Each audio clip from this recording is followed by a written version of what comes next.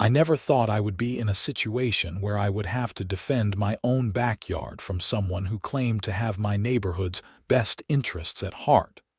But that was exactly what happened when Brenda Morrison decided my winter garden needed her special brand of help. My name is Quentin Zabinski, and I had lived in the Riverside Meadows subdivision of Portland, Oregon, for 5 years before everything went sideways. The house was a modest 3-bedroom craftsman-style home with a decent-sized backyard that I had spent countless hours transforming into something special. After my divorce 3 years ago, gardening became my therapy. While other guys my age hit the gym or took up golf, I found peace in the dirt, in watching things grow, in creating something beautiful with my own 2 hands. The garden was not just a hobby. It was a year-round commitment. Most people in the Pacific Northwest let their yards go dormant during winter, but I had researched cold, hardy vegetables and ornamentals that could survive our relatively mild winters. Kale, winter lettuce, Brussels sprouts, ornamental cabbage, and several varieties of winter-blooming flowers filled my raised beds. It was my pride and joy, something that made me genuinely happy when I looked at it through my kitchen window on those gray January mornings. Brenda Morrison had been elected president of our HOA the previous summer. She was 53 years old, had short blonde hair that she kept in that specific soccer mom style, and wore her title like a badge of honor. From day one, she made it clear that Riverside Meadows was going to be the most pristine, uniform, and by-the-book neighborhood in all of Portland. She sent out weekly emails about garbage can placement, acceptable mailbox designs, and proper holiday decoration removal timelines. Most of us just rolled our eyes and went about our business. The trouble started on a cold Thursday morning in late January. I had left for work at my usual time, around 7 in the morning. I worked as a software developer for a tech company downtown, which meant I typically did not get home until after 6. That particular day, I had a late meeting that kept me at the office until almost 8. When I pulled into my driveway and saw the motion sensor lights illuminating my backyard, something felt off. I walked around the side of the house, and my stomach dropped. My garden looked like it had been hit by some kind of plague. Every single plant was wilted, drooping, and already turning brown at the edges. The vibrant green kale that had been thriving that very morning now looked like it had been dipped in acid. The ornamental cabbages, which had been showing off their purple and white centers, were collapsed in on themselves like deflated balloons. I rushed over to the raised beds, my work shoes sinking into the muddy ground. The soil itself looked strange, almost crystalline in places where my LED garden lights hit it. I knelt down and touched the dirt, bringing my fingers close to my nose. Salt. The sharp, mineral smell was unmistakable. Someone had dumped what must have been pounds and pounds of salt all over my garden. My hands were shaking as I stood up, trying to process what I was seeing. This was not accidental. This was not some natural disaster or unexpected frost. Someone had deliberately destroyed months of work, hundreds of dollars in plants and soil amendments, and worst of all, something that brought me genuine happiness. I pulled out my phone and started taking pictures, documenting everything from multiple angles. The light was not great, but my garden lights provided enough illumination to show the extent of the damage. As I was photographing the 4th raised bed, I noticed something white stuck to the fence. I walked over and found a piece of paper, damp from the evening mist, but still readable. It was a notice from the HOA, printed on their official letterhead. Violation notice. Winter garden debris creates untidy appearance and attracts pests. Per HOA Covenant Section 12.4, All garden beds must be cleared and covered during winter months. This cleanup has been performed on your behalf. Failure to maintain cleared beds will result in additional fines. The notice was signed by Brenda Morrison in her capacity as HOA president. I read it 3 times, each time feeling my blood pressure rise a little higher. Winter garden debris. My garden had been meticulously maintained. There was no debris. The plants were alive and growing exactly as intended. And even if there had been some violation, what kind of psychopath dumps salt on someone's garden as a solution? I went back inside and immediately started going through my HOA documents. I had a filing cabinet in my home office with all the paperwork from when I bought the house, including the complete HOA covenant and bylaws. I spent the next 2 hours reading through every single page, making notes, and cross-referencing the section Brenda had cited in her notice. Section 12.4 did mention winter garden maintenance, but it specifically referred to removing dead annuals and securing any structures that could be damaged by winter weather. There was absolutely nothing about living plants needing to be removed or beds being cleared. In fact, Section 12.6 explicitly stated that owners were free to plant and maintain year-round gardens as long as they were kept neat and did not violate height restrictions or property line setbacks. By 11 that night, I had compiled a folder of documentation, photos of my garden from before, the destruction photos, a copy of the bogus violation notice, and highlighted sections of the HOA covenant that proved my garden was completely compliant. I tried to sleep, but kept thinking about those wilted plants, about all the careful planning and work that had gone into creating something beautiful, only to have it destroyed by someone on a power trip. The next morning, I called in sick to work. I was not actually sick, but I was definitely not in any state of mind to write code. Instead, I spent the morning researching. I needed to understand exactly how much damage had been done and whether there was any way to save my garden beds. The answer, according to multiple gardening forums and university extension websites, was not good. Salt does not just kill plants, it fundamentally changes the soil chemistry. Even if I removed all the dead plants, the salt would remain in the soil, making it nearly impossible to grow anything for at least a full growing season, possibly longer. The remediation process was extensive and expensive. I would need to remove all the existing soil from my raised beds, dispose of it properly, and then refill the beds with new soil. The gardening forums estimated this would cost somewhere between $2,000 and $3,000, not counting the value of the destroyed plants themselves or the labor involved. At 9 in the morning, I called the HOA management office. Our subdivision used a property management company called Summit Community Management, and they handled most of the day-to-day HOA business. A pleasant-sounding woman named Rita answered the phone. Summit Community Management, this is Rita. How can I help you? Hi Rita, my name is Quentin Zabinski. I live at 847 Willow Creek Drive in Riverside Meadows. I need to file a formal complaint against the HOA president. There was a pause. Oh, okay. What is the nature of the complaint?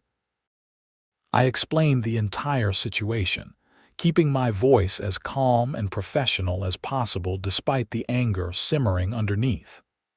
Rita listened without interrupting, and I could hear her typing notes as I spoke. Mr. Zabinski, I am looking at our records, and I do not see any approved work orders for your property. HOA board members are not authorized to perform or arrange for any work on owner property without explicit approval from both the full board and the property owner, except in emergency situations that pose immediate safety risks. So what you are telling me is that Brenda Morrison acted completely outside her authority when she did this. Based on what you are telling me, yes. I am going to need you to email me all of your documentation, photos, the notice you found, everything. I will forward this to our legal team immediately. This is a serious matter. I sent the email before we even hung up the phone. Rita assured me that someone would be in contact within 24 hours and that the HOA's insurance company would likely need to be notified. She also suggested I get estimates for remediation, so we would have concrete numbers for any potential claim. After I got off the phone, I decided it was time to talk to my neighbors. If Brenda was willing to do something this extreme to my property, I doubted I was her only target. I started with Doug Mercer, who lived next door. Doug was retired Navy, somewhere in his 60s, and maintained a lawn that looked like it belonged on a golf course. He was outside tinkering with his truck when I walked over. "Hey, Doug, you got a minute?" He looked up from under the hood. "Sure thing, Quentin. What is up?" I showed him the photos on my phone and explained what had happened. His expression darkened as I talked. "That crazy woman. You know, she sent me a violation notice last month because my trash cans were visible from the street. They were in my driveway for maybe 20 minutes while I was breaking down boxes. 20 minutes, and she happened to drive by and take photos. Did she threaten to take any action against your property?" "Not yet, but she has been making noises about my old truck being an eyesore. It is registered, it runs, and it is parked in my own driveway. But apparently, it does not fit her vision for the neighborhood." We talked for another 15 minutes, and Doug mentioned that several other neighbors had received similar harassment from Brenda. He suggested I talk to Patricia Chen, who lived 3 houses down and had apparently gotten into a heated argument with Brenda at the last HOA meeting. Patricia was a lawyer who worked from home, which made her schedule flexible, but also meant she was around to witness a lot of Brenda's antics. When I knocked on her door around 10:30, she answered in yoga pants and a sweatshirt, clearly working from her home office. "Quentin, right? From down the street?" "Yeah, sorry to bother you. Doug Mercer suggested I talk to you about an issue with Brenda Morrison." Her eyes lit up with a mixture of anger and vindication. "Please, come in. I have been waiting for someone else to finally have a problem with that woman." Patricia made coffee while I explained the situation. She listened carefully, her lawyer brain clearly processing every detail. When I finished, she leaned back in her kitchen chair and nodded slowly. "Okay, so here is the thing. What Brenda did is not just a violation of HOA rules. It is potentially criminal. Destruction of property, trespassing, and depending on how you want to pursue it, possibly even vandalism. The fact that she left a fake violation notice trying to justify her actions actually makes it worse because it shows premeditation. I just want my garden fixed, and I want to make sure she cannot do this to anyone else. Smart. Do not go for revenge, go for justice. Here is what I suggest. First, get at least 3 written estimates for remediation. Make sure they are detailed and from legitimate landscaping companies. Second, file a police report. Yes, it is a civil matter primarily, but you want documentation that a crime occurred. Third, demand a special meeting of the HOA board.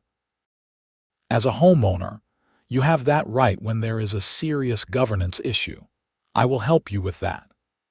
Patricia gave me the names of 3 landscaping companies she trusted, and we spent the next hour drafting a formal request for a special board meeting. She explained that under Oregon HOA law and our specific bylaws, I could compel a meeting within 2 weeks if I had signatures from at least 20% of homeowners, or if there was an emergency governance issue. Given that the HOA president had potentially committed a crime, we definitely qualified for the emergency category. I spent the rest of Friday and most of Saturday gathering estimates and talking to neighbors. The estimates came back ranging from $2,200 to $3,400, depending on whether I wanted premium soil and whether the companies needed to dispose of the contaminated soil as hazardous waste. I went with the middle option, $2,800 from a company called Green Thumb Landscaping that had excellent reviews and could start work immediately once I gave the go-ahead. On Saturday afternoon, I drove to the Portland Police Bureau's North Precinct to file a report. The officer who took my statement was a young guy named Officer Davidson, who seemed genuinely surprised by the whole story. So let me get this straight. Your HOA president salted your garden because she thought winter vegetables were debris. That is exactly what happened. He shook his head while typing up the report. Man, I have heard some HOA horror stories, but this is a new one. Okay, I am filing this as misdemeanor criminal mischief. The value of the damages puts it in that category. You will get a case number, and someone from our community crimes unit might follow up, but honestly, this is probably going to end up being handled civilly. I understand. I just need the documentation. Smart. Make sure you keep copies of everything. And hey, if she comes onto your property again, call us immediately. That would be trespassing, and we would respond to that. By Sunday evening, I had everything I needed. 3 estimates, a police report, photos, testimony from 6 neighbors about Brenda's pattern of harassment, and a formal request for a special board meeting that Patricia had helped me draft. I sent everything to Rita at Summit Community Management and copied all 5 members of the HOA board on the email. The response was swift. Within 2 hours, I got a call from Tom Henderson, the vice president of the HOA board. Tom was a reasonable guy in his 40s who worked in construction management and had generally kept a low profile on the board. Quentin, I just saw your email. I had no idea any of this happened. None of us authorized any work on your property. Brenda told us at our last meeting that she had gotten you to agree to voluntarily clean up your garden beds for winter. She said you were grateful for the reminder about the HOA standards. I laughed, but there was no humor in it. Tom, I never spoke to Brenda about my garden. I did not even know she had a problem with it until I came home Thursday night and found everything destroyed. Jesus. Okay, look, I am calling an emergency board meeting for tomorrow night. Can you attend? Absolutely. And Quentin, I am really sorry this happened. This is not what our HOA is supposed to be about. The emergency board meeting was scheduled for Monday at 7 in the evening at the community clubhouse. I spent Monday at work, though I was not particularly productive. My mind kept drifting to the meeting, to what I would say, and to how Brenda would try to defend herself. When I arrived at the clubhouse at 6:50, there were already about 15 neighbors there, including Doug and Patricia. Apparently, word had spread about what happened, and people wanted to see how the board would handle it. The 5 board members sat at a table at the front of the room. Tom Henderson, Brenda Morrison, Treasurer Karen Yamamoto, Secretary Michael Foster, and at-large member Sandra Price. Brenda looked composed and confident, like she was not remotely concerned about the situation. She wore a business casual outfit and had a folder of documents in front of her. When I walked in, she gave me a tight smile that did not reach her eyes. Tom called the meeting to order at 7 sharp. Thank you all for coming on short notice. We are here to address a serious incident involving board president Brenda Morrison and homeowner Quentin Zabinski.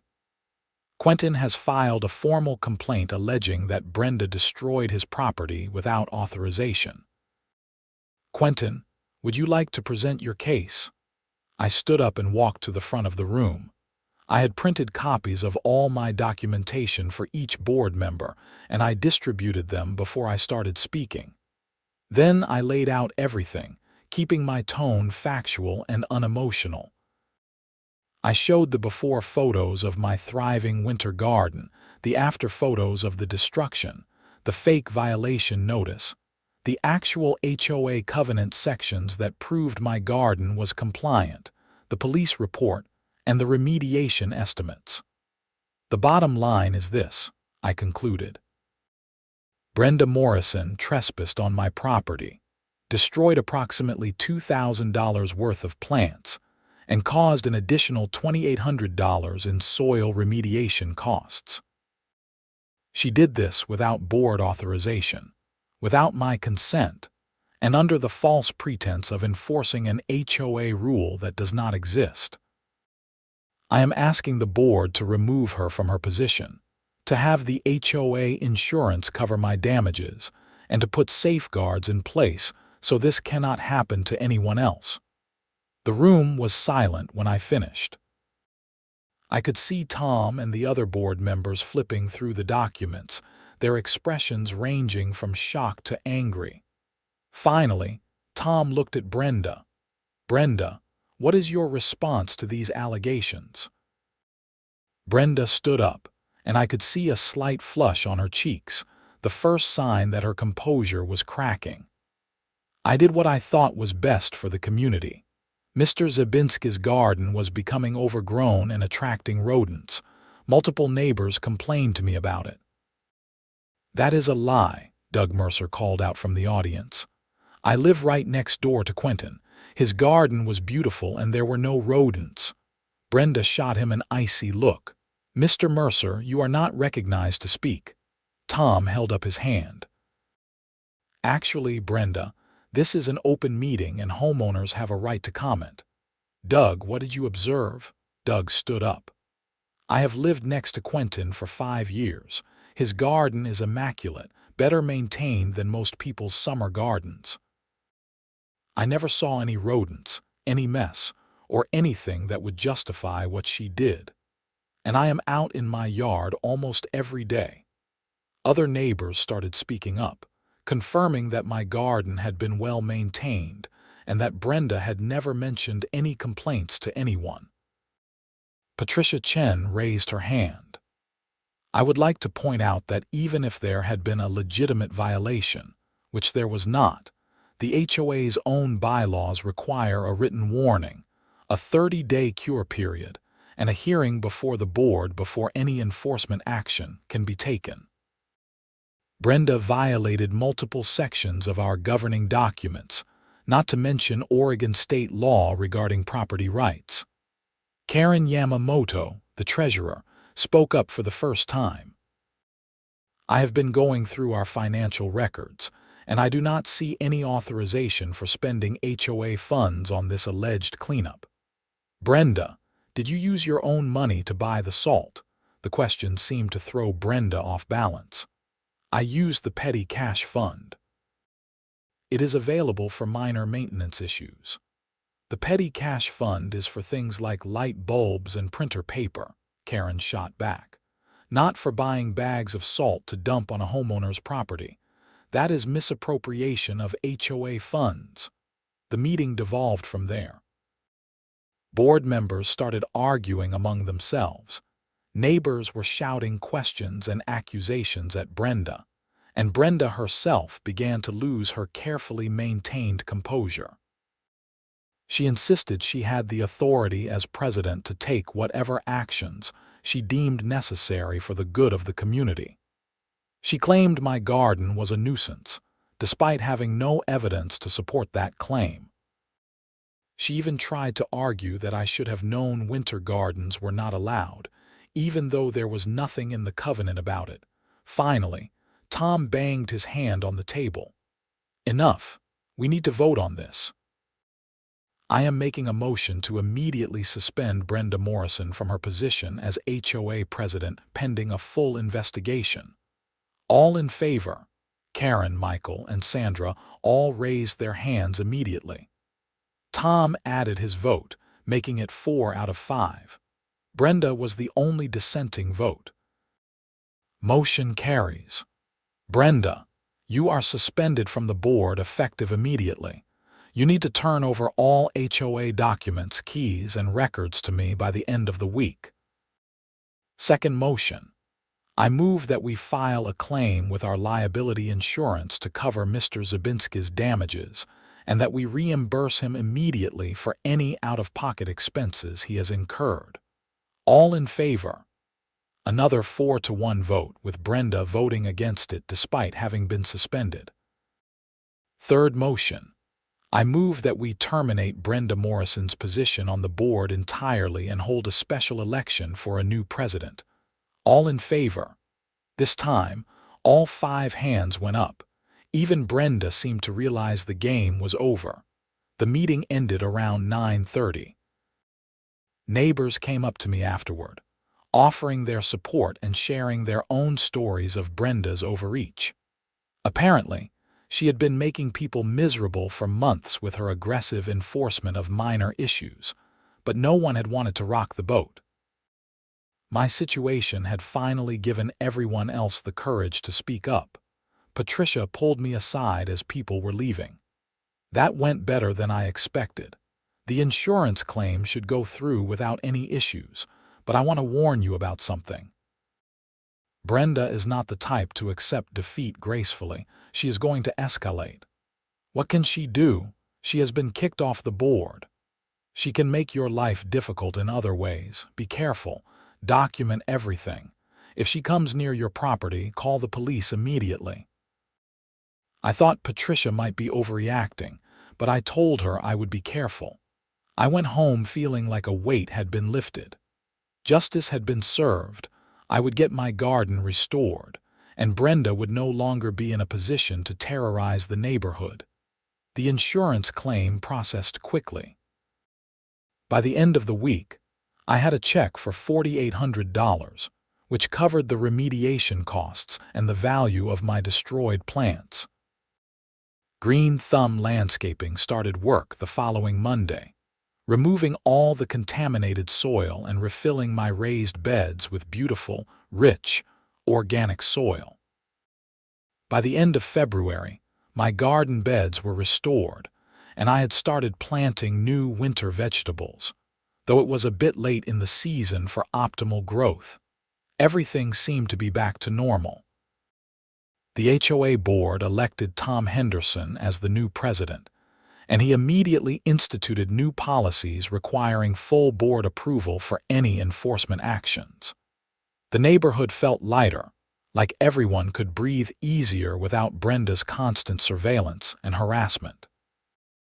But Patricia had been right about Brenda escalating.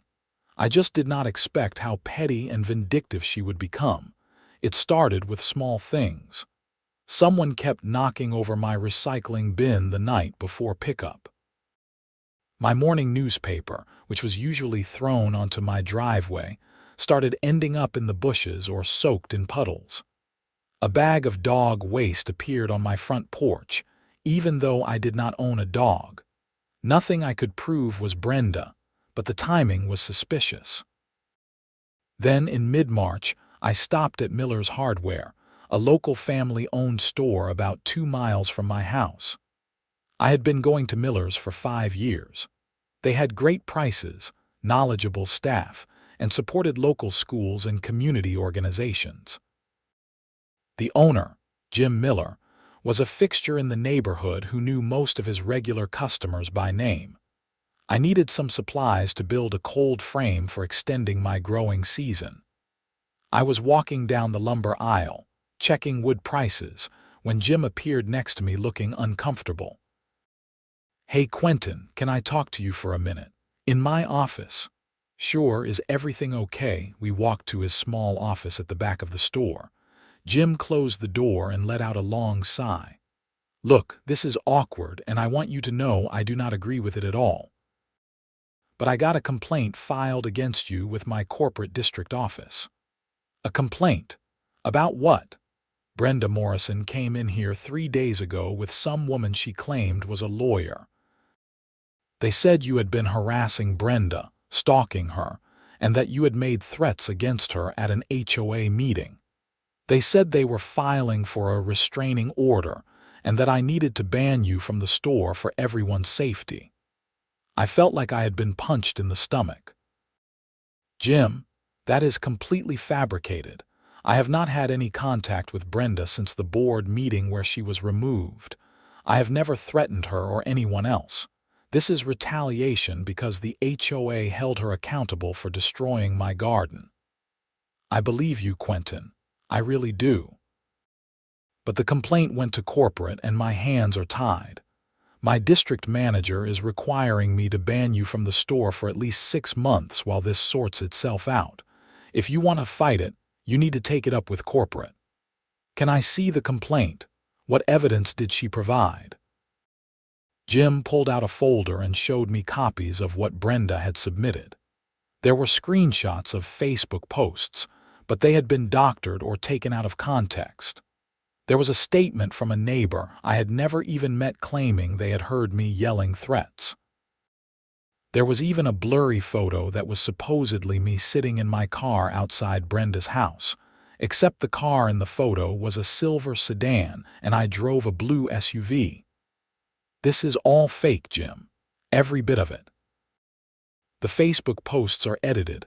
I do not know who this neighbor is, and that is not even my car. I know, man, I am sorry, but until corporate says otherwise, I cannot let you shop here. If you want, I can have one of my employees pull orders for you and bring them out to your car in the parking lot, but you cannot come inside. I left Miller's Hardware feeling sick. Brenda was not just being petty anymore. She was actively trying to destroy my reputation and make my daily life impossible. I called Patricia as soon as I got home. She did what? Patricia sounded furious. Okay, this is harassment and defamation. We are going back on offense. Patricia helped me draft a cease and desist letter to Brenda, demanding she stop making false statements about me and threatening legal action if she continued. We sent it certified mail. We also filed a report with the police about the harassment, adding it to the existing case file. But I wanted to do more. Miller's Hardware was not just a store to me. It was part of my routine, part of my community. The fact that Brenda had managed to get me banned from it felt like a violation. I decided to fight the ban directly. I spent an evening researching Miller's Hardware corporate structure. The store was part of a small regional chain with about 15 locations across Oregon and Washington. The corporate office was in Seattle. I found the contact information for the regional manager, a man named Robert Phillips, and I drafted a detailed email explaining the situation. I attached all of my documentation: the photos of my destroyed garden, the police report, the minutes from the HOA meeting where Brenda was removed from the board, and point-by-point refutations of each claim in Brenda's complaint. I explained that I had been a loyal customer for 5 years, that Jim Miller himself believed my version of events, and that I was being banned based on fabricated evidence as part of a harassment campaign by someone who had been removed from her HOA position for destroying my property. I sent the email at 10 at night, not expecting a response for several days. To my surprise, Robert Phillips called me the next morning at 8. Mr. Zabinski, this is Robert Phillips from Miller's Hardware Corporate. I reviewed your email and all of your attachments. I also pulled the complaint file that was submitted against you. Do you have a few minutes to talk? Absolutely. I am going to be blunt with you.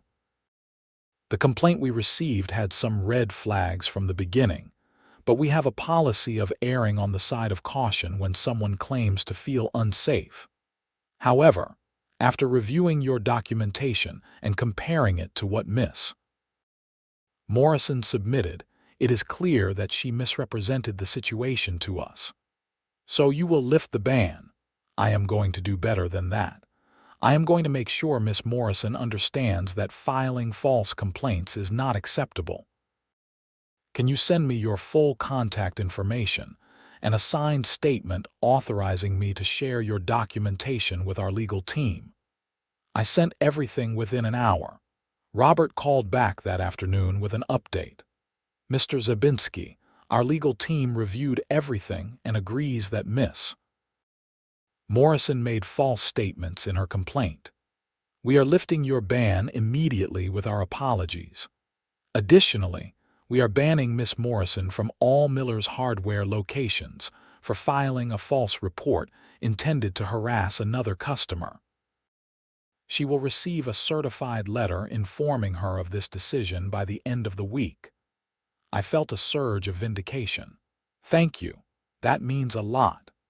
We pride ourselves on being a community-focused business. What Miss Morrison did goes against everything we stand for. If she attempts to enter any of our locations, she will be asked to leave, and we will contact law enforcement if necessary. When I told Patricia about the outcome, she actually cheered. "Yes, that is perfect. Not only did her plan backfire, but now she is the one who is banned. And more importantly, you have more evidence of her harassment campaign. This strengthens any potential legal case against her." The certified letter went out to Brenda that Friday. I know because on Saturday morning she showed up at my front door. I saw her through the peephole, and my first instinct was to not answer. But then, I remembered Officer Davidson's advice. If she came onto my property and I wanted to press trespassing charges, I needed to clearly tell her she was not welcome. I opened the door but did not step outside. I also started a video recording on my phone, holding it so the camera captured both of us. "Brenda, you are not welcome here. Please leave my property." Her face was red, and she was practically vibrating with anger. "You got me banned from Miller's Hardware. That is my store. I have shopped there for 15 years. You got yourself banned by filing a false complaint, just like you got yourself kicked off the HOA board by destroying my garden. None of this would have happened if you had just followed the rules. I am going to sue you for defamation, for harassment, for everything I can think of. You are welcome to try. But right now you are trespassing. I have asked you to leave. If you do not leave in the next 10 seconds, I am calling the police." I started counting. At 7, she finally turned and stormed back to her car, a white Lexus SUV that was parked on the street. She peeled out like a teenager, leaving rubber marks on the asphalt. I immediately called the non-emergency police line and filed a report about the trespassing incident. I also emailed the video to Officer Davidson at the Community Crimes Unit. He called me back within an hour. "Mr. Zabinski, thanks for sending this. Given the pattern of behavior, I think we have enough for the DA to consider pressing charges for the original property destruction. Are you interested in pursuing criminal charges?" "Yes, absolutely." "Okay, I am going to forward everything to the district attorney's office. Someone will be in touch with you next week." The call from the district attorney's office came on Tuesday. A prosecutor named Jennifer Walsh explained that while the property damage was technically a misdemeanor, the pattern of harassment and the misuse of HOA authority elevated it into something they were willing to prosecute. "We see a lot of these HOA disputes," Jennifer said. "Most of them end up in civil court, but Miss Morrison's behavior has crossed a line. She destroyed your property, misappropriated HOA funds, filed false reports against you, and has continued to harass you even after facing consequences. We are going to charge her with criminal mischief and harassment." The charges were filed at the end of March. Brenda was arrested at her home on a Tuesday morning, processed, and released on her own recognizance with a no-contact order. The terms were simple. She could not come within 100 yards of me or my property, could not contact me directly or indirectly, and could not make any public statements about me. The news spread through Riverside Meadows like wildfire. Most neighbors were supportive, though a few of Brenda's friends tried to paint her as the victim of an overreaction. But the evidence was too damning. The photos of my destroyed garden, the fake violation notice, the documented lies she had told to Miller's Hardware, and the video of her trespassing after being warned to stay away, all painted a clear picture of someone who refused to accept accountability for her actions. The criminal case moved slowly through the system. Brenda hired an expensive defense attorney who tried to get the charges dismissed, arguing that it was a civil HOA dispute that did not warrant criminal prosecution. The judge disagreed. A trial date was set for late June. In the meantime, life in Riverside Meadows improved dramatically. Tom Henderson proved to be an excellent HOA president, focused on actual community building rather than petty rule enforcement. He organized neighborhood barbecues, helped coordinate a bulk garbage pickup day, and generally made the HOA feel like it was working for the residents rather than against them. My garden bounced back beautifully. By May, I had thriving lettuce, peas, and early tomatoes. Neighbors would stop by to admire it and ask for gardening tips. Doug Mercer joked that I should start a neighborhood garden club, and I actually considered it. The thing that Brenda had tried to destroy had ended up bringing the community together. The trial lasted 2 days. I testified on the first day, walking the jury through the timeline of events. I brought printed photos, showed the fake violation notice, and explained the impact the destruction had on me. The prosecutor, Jennifer Walsh, was thorough and professional. She brought in Jim Miller from the hardware store to testify about Brenda's false complaint. She presented the HOA board meeting minutes where Brenda was removed. She showed the video of Brenda trespassing on my property after being warned to stay away. Brenda's defense attorney tried to argue that she had genuinely believed my garden was a violation, and that she was acting in what she thought were her duties as HOA president. But the prosecution dismantled that argument by showing that Brenda had never raised concerns about my garden at any board meeting, had never sent me a warning letter, and had fabricated the section of the HOA covenant she cited in her fake violation notice. The jury deliberated for 3 hours. They found Brenda guilty of criminal mischief and guilty of harassment. Sentencing was scheduled for 2 weeks later. At the sentencing hearing, Jennifer Walsh argued for jail time, pointing to Brenda's complete lack of remorse and continued attempts to harass me even after being charged. Brenda's attorney asked for probation and community service, painting his client as a devoted community volunteer who had made an error in judgment. The judge, a no-nonsense woman in her 50s named Judge Martha Sullivan, did not seem impressed by either argument. She reviewed the case file carefully before speaking. "Miss Morrison, I have seen a lot of HOA disputes in my courtroom. Most of them involve good people who have disagreements about interpretation of rules, or who let their emotions get the better of them in neighborhood conflicts. This case is different. You deliberately destroyed Mr. Zabinski's property. You fabricated justification for your actions. You misused your position of authority. You lied to a business to try to get him banned. And you violated a no-contact order by going to his home. This is not an error in judgment. This is a pattern of vindictive, entitled behavior that suggests you believe rules do not apply to you." Judge Sullivan sentenced Brenda to 90 days in jail, with the option to serve it on weekends to minimize impact on her job. She also imposed 2 years of probation, 300 hours of community service, and ordered her to pay full restitution of $4,800, even though the HOA insurance had already covered it. The judge explained that the restitution would go to me as additional compensation for the harassment and emotional distress. Additionally, Judge Sullivan continued, I am imposing a permanent restraining order.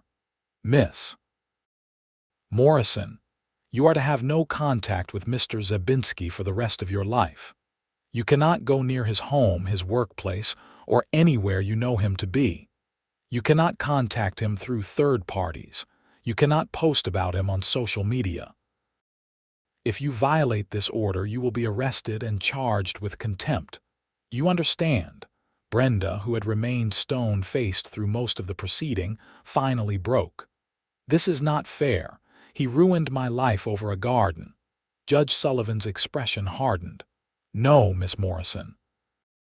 You ruined your own life by refusing to accept that your authority had limits and that other people's property rights matter. This sentence is more than fair. It is lenient compared to what I could have imposed. You should be grateful. The hearing ended, and I walked out of the courthouse feeling like a chapter of my life had finally closed. Patricia, who had attended the sentencing to support me, gave me a hug in the parking lot. Justice served, she said. Now you can move on. Moving on was exactly what I did. The extra restitution money went toward building a small greenhouse in my backyard, something I had always wanted but could not quite afford. I spent the summer expanding my garden, trying new varieties of vegetables, and hosting occasional gatherings where neighbors could come see what I was growing and swap gardening tips. Doug Mercer became a regular visitor, and we developed a genuine friendship. He helped me build raised beds for several elderly neighbors who wanted to start their own small vegetable gardens. What Brenda had tried to destroy had actually sparked a gardening renaissance in Riverside Meadows. The neighborhood garden club became official in September, with 15-member households. We organized seed swaps, shared equipment, and even coordinated a joint order of compost that got us all a bulk discount. Tom Henderson supported the club through the HOA, even allocating a small budget for community garden education events. As for Brenda, she moved out of Riverside Meadows before completing her jail sentence.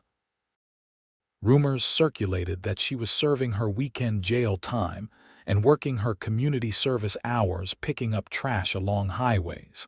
Someone said they saw her at a grocery store across town looking tired and defeated. I did not follow up on any of it. She was no longer my problem.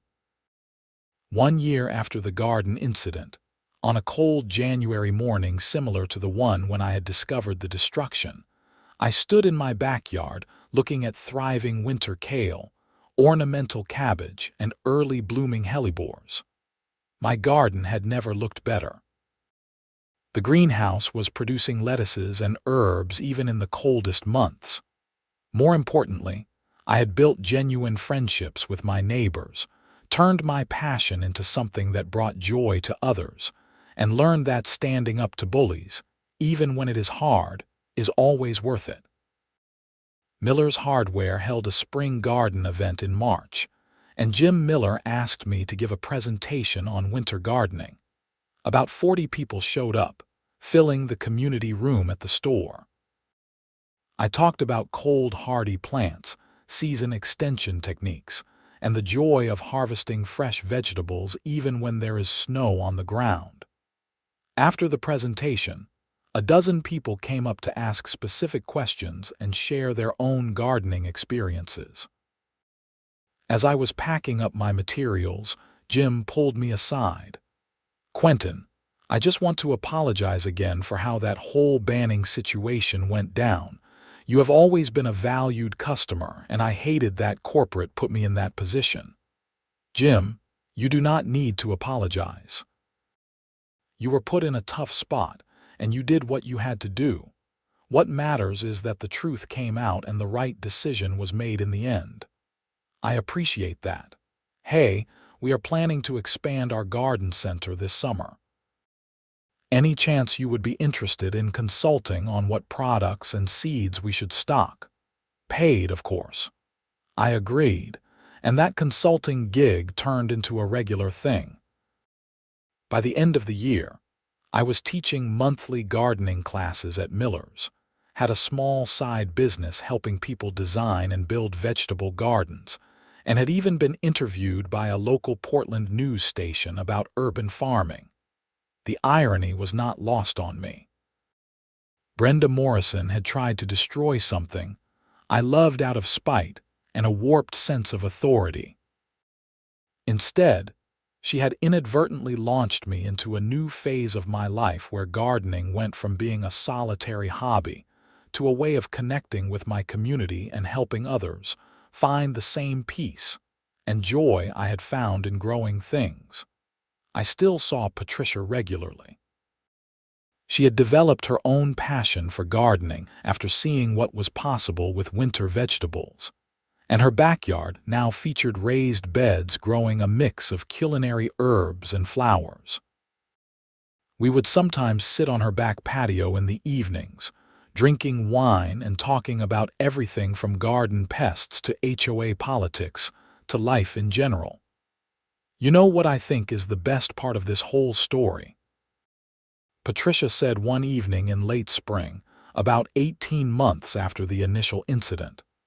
Brenda thought she could make you miserable by destroying your garden, and instead, she just made you more successful and happy. That has got to be killing her wherever she is now. I shook my head. I do not think about her much anymore, honestly. But yeah, it is kind of poetic. She wanted me to give up on my winter garden, and now I am teaching other people how to grow them. She wanted to use her authority to control people, and now she has no authority at all.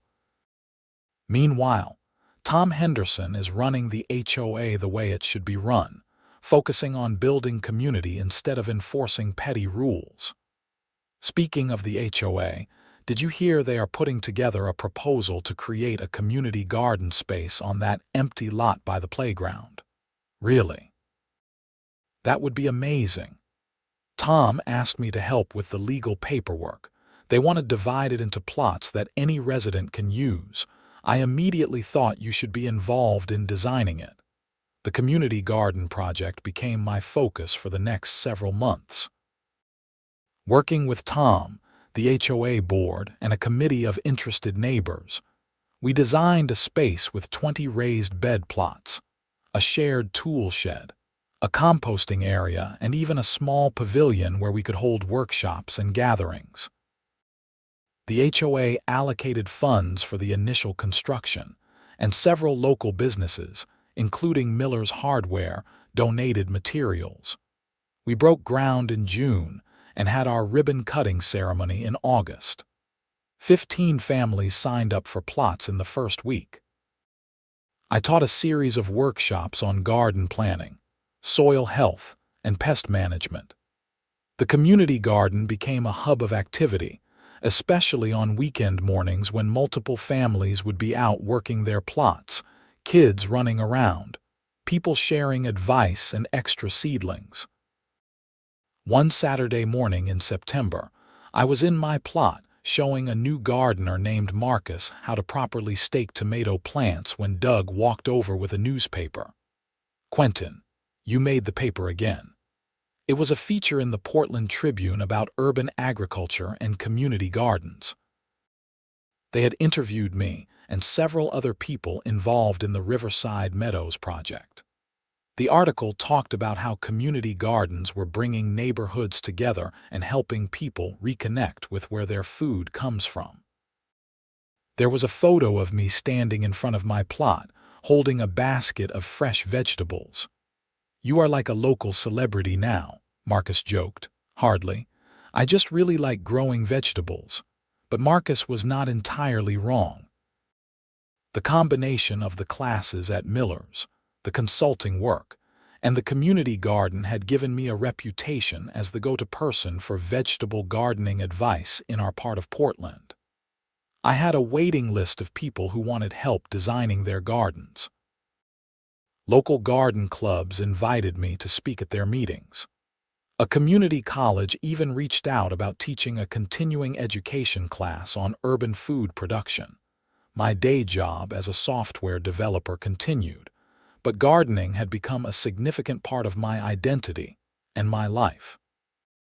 What had started as therapy after my divorce had evolved into a passion that enriched not just my own life, but the lives of people around me. 2 years after Brenda salted my garden, I was standing in that same spot on another cold January morning.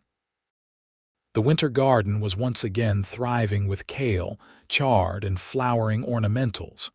But this time, I was not alone. Doug was there helping me harvest vegetables for a donation to a local food bank.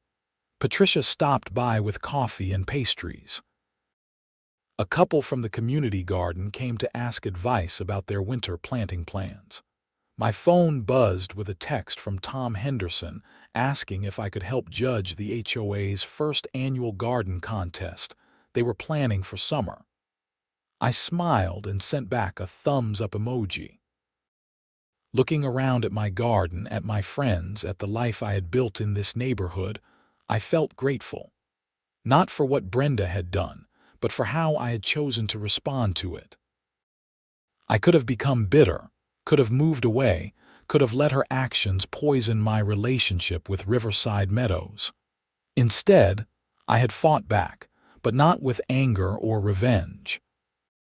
I had fought back by being persistent, by documenting everything, by following the proper channels, and ultimately by refusing to let someone else's cruelty stop me from doing something I loved. The garden was more than just plants now. It was a symbol of resilience, of community, of what happens when you stand up for yourself and refuse to be pushed around.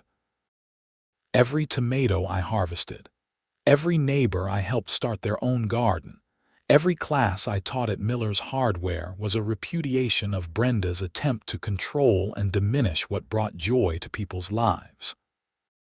As winter turned to spring and another growing season began, I found myself already planning expansions.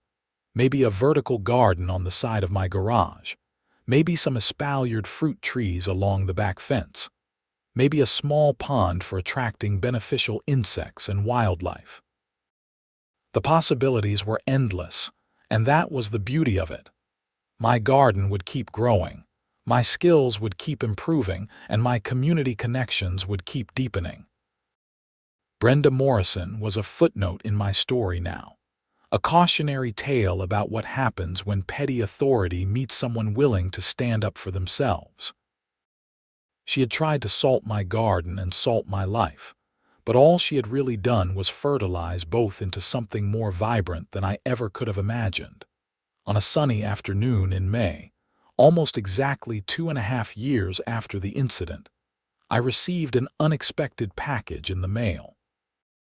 It was a thick envelope from a law firm I did not recognize.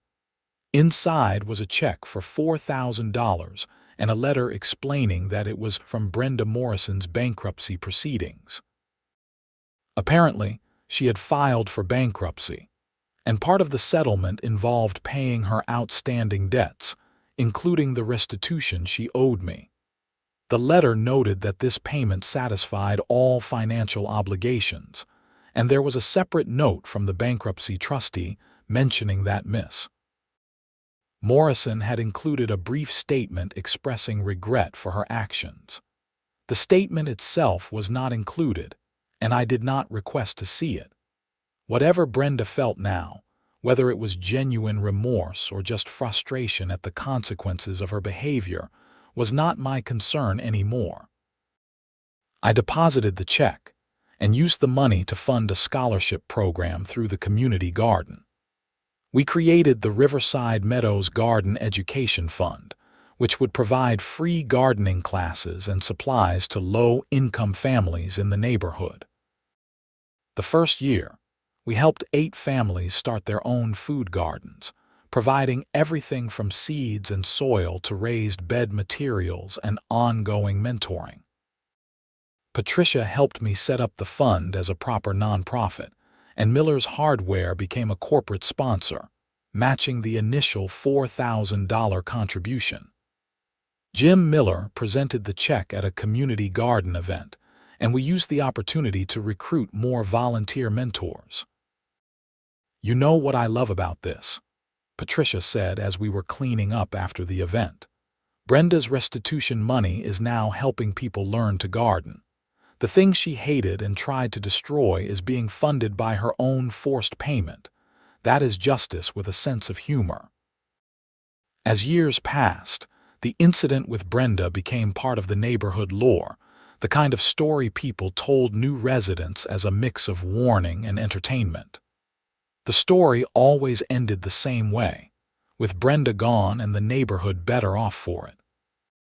Tom Henderson served several successful terms as HOA president before stepping down, and his replacement continued the community-focused approach he had established. My own life continued to evolve.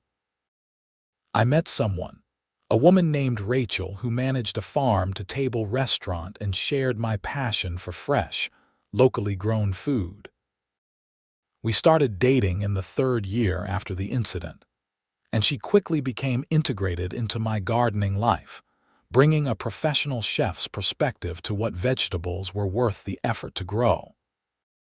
The garden that Brenda had tried to destroy was still there, still thriving, still bringing me joy every single day. But it was so much more than just my garden now. It was proof that good things can come from standing up to bullies.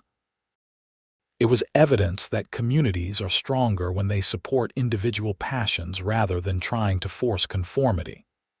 And it was a reminder that sometimes the worst things that happen to us can lead us to the best parts of our lives, as long as we do not let the bad people win. Every January, on the anniversary of finding my salted garden, I made a point to harvest something from my winter beds, usually kale, since it was always reliably producing. I would make a big batch of kale soup or sauté it with garlic and share it with neighbors. It became a tradition, a way of marking how far I had come and celebrating the resilience of both gardens and people. Standing in my backyard on a cold morning, harvesting fresh vegetables while most people thought nothing could grow, I felt completely content. My hands were dirty, my back was a little sore from bending over raised beds, and I could see my breath in the cold air. But I was exactly where I wanted to be, doing exactly what I wanted to do, surrounded by a community that valued and supported what I brought to it. Brenda Morrison had tried to salt my garden and salt my life.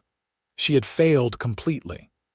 And in failing, she had inadvertently helped me discover just how deep my roots really went.